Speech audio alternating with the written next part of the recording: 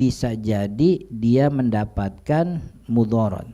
Jadi ada jiwa-jiwa yang kalau ngelihat sesuatu pandangannya itu membuat yang dipandang itu terkena energi yang negatif. Karena ada memang karakter jiwa itu yang seperti itu, gitu. Jadi kalau yang kalau dia itu sama kayak kita di sini juga sama nih. Nggak usah jauh-jauh mikir mana. Kita kalau lagi yang laki-laki nih pulang ke rumah mana rada malam begitu. Pulang jam 5 kan ya. Nyampe rumah jam 9. Itu kan pasti bini ngeliatnya sambil ngelotot itu. Ini loh lototin. Itu kalau diliatin gitu laki-laki sikap yang benar tuh senyum-senyum, mesem apa nangis kudunya gitu. Nah ini ya, itu kan ada energi dari pelototan si matanya perempuan itu. Sebagaimana juga matanya laki memberikan energi kepada perempuan. Ya, lagi makan di mana diliatin gitu. Perempuan ada sikapnya tuh ada dua tuh. Ada yang GR, ada yang sewot tuh gitu. Jadi setiap jiwa kita ini punya energi yang kalau kita memandang kepada orang yang dipandang tuh mendapat energi tersebut, begitu. Dan itu memang ada begitu. Lakin akan tetapi kata Syekh Saleh, lakin akan tetapi hadhihin nufus, jiwa-jiwa yang begini yang kalau memandang lalu dia menimbulkan energi yang negatif sehingga yang dipandang tuh kemudian menderita atau mendapatkan mudarat dan sebagainya, qalilatun jidda. Itu yang kayak begini dikit banget, dikit mah kayak bangetnya juga 7 kali tuh, dikit banget pokoknya dikit banget. Bahkan yang sampai kepada kita riwayat tentang Nabi Muhammad ngomong ayat itu satu kasus itu doang. Sahal bin Hunayf yang meriang gara-gara kelihatan gak pakai baju sama Rabi'ah, Amir bin Rabi'ah, itu doang udah. Yang lain kita belum dengar.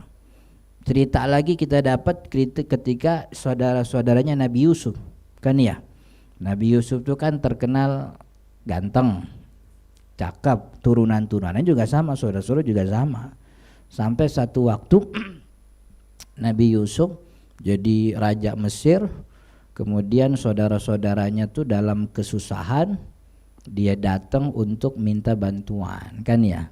Lalu kata Nabi Yusuf, pulang dulu dah, bawa saudara satu lagi Bunyamin kan gitu kan, ceritanya begitu panjang. Tapi intinya ketika dia pulang dikasih kabar kepada orang tuanya Nabi Yusuf, nanti masuk ke istananya min abwabim mutafarriqah. Di Al-Quran begitu, masuknya jangan lewat satu pintu, tapi pintunya yang beda-beda. Karena kalau lewat dari satu pintu mata tertuju kepada ente semua nih. Ente mukanya cakep-cakep gitu. Jadi jangan satu pintu, itu jadi perhatian orang. Itu doang.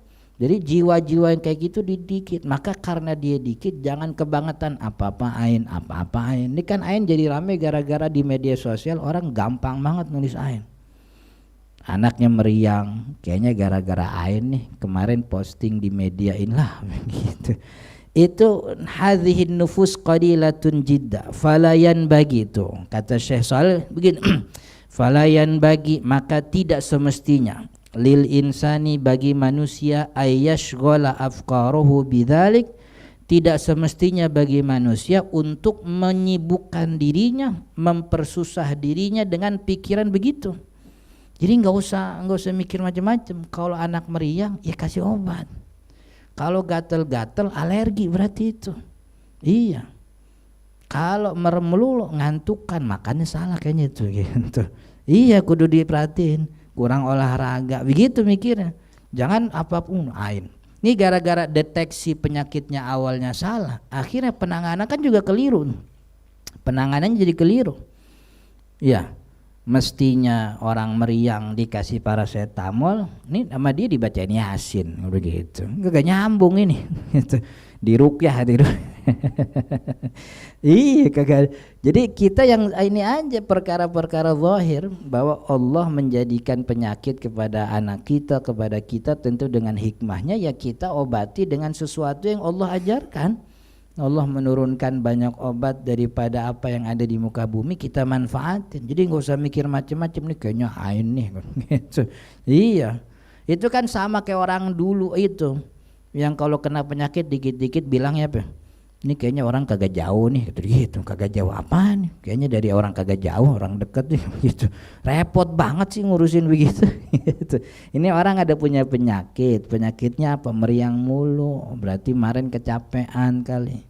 Iya, sarapannya telat, tidurnya kurang begitu. Jadi yang kayak begitu ada, cuman dikit banget. Falayan bagi, maka tidak semestinya bagi manusia untuk menyibukkan pikirannya dengan hal itu. Wayan suba aktsara ma yusabu bihi, sampai akhirnya dia menisbatkan banyak hal yang menimpa dirinya ila isabatil ain, bahwa dia terkena penyakit ain, au ila sihri, atau dia terkena sihir. Nggak boleh gitu. Dia segala-galanya begitu. Ini kayaknya mah ada yang iri kayaknya begitu. Ada yang iri gitu. Iya, bilang aja emang kemarin telat sarapan ya, tidurnya kurang gitu, begadangin Spanyol kemarin begitu, kerja belum sarapan udah berangkat aja gitu. Iya, emang kebetulan finalnya hari Senin soalnya tuh gitu. Jadi nggak usah gimana-gimana, nggak, itu orang manusia muslim, orang muslim nggak boleh seyogyanya, tidak harus menyibukkan dirinya dengan hal seperti itu. Kama yaf'aluhu katsirun minan nisa. Ini bukan saya ngomong nih, kitabnya bilang begitu. Itu jangan kayak gitu, seperti apa yang dilakukan oleh kebanyakan perempuan. Ini perempuan ini kitabnya yang bilang ini, kata mungkin di zaman beliau nulis kitab yang ngomong ain sering-sering tuh perempuan kayaknya. Ketemu sama temennya di pasar gitu, gue denger anak lu sakit, iya kayaknya kena ain begitu. Ini perempuan datang ke pengajian, di pengajian dia bikin doain ya anak saya lagi sakit, kayaknya mau kena ain begini, ngomong ain mulu gitu. Di media sosial juga gitu, ngomongnya ain mulu. Jadi yang kayak gitu mah ada, cuman dikit. Jangan akhirnya gara-gara sibuk akhirnya jangan foto-foto untuk kena ain. Iya. Lah ini mau foto ijazah mah jangan foto ijazah juga jangan gitu. Kena ain ini gitu. Foto ijazah kagak boleh, paspor kagak boleh, kena ain. Kenapa enggak seperti itu? Li'anna dzalika tayyishun wa khifah. Ini bahasa, kalau bahasa kita nih li'anna dzalika, karena pemikiran yang begitu tuh, yang dikit-dikit bilangnya ain, dikit-dikit bilang ain, tayyishun wa khifatun, itu adalah pikiran orang bodoh, wa khifatun. Ini kalau bahasa anak sekarang SDM rendah katanya begitu. Iya, dikit. Tapi pada intinya Syekh Saleh bilang itu ada, cuman kagak banyak. Paling satu masa cuman 1 biji yang ada begitu tuh. Ya, dari seangkatan 100-200 tahun mungkin kasusnya cuman 1, 2, 3 begitu. Jadi kita tuh jangan hidup di atas khayalan, kita hidup di atas realita yang ada. Ya kalau lapar makan, kalau ngantuk dia tidur, kan beres urusan. Jadi jangan mikir yang macam-macam.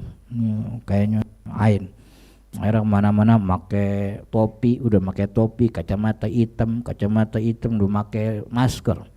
Ya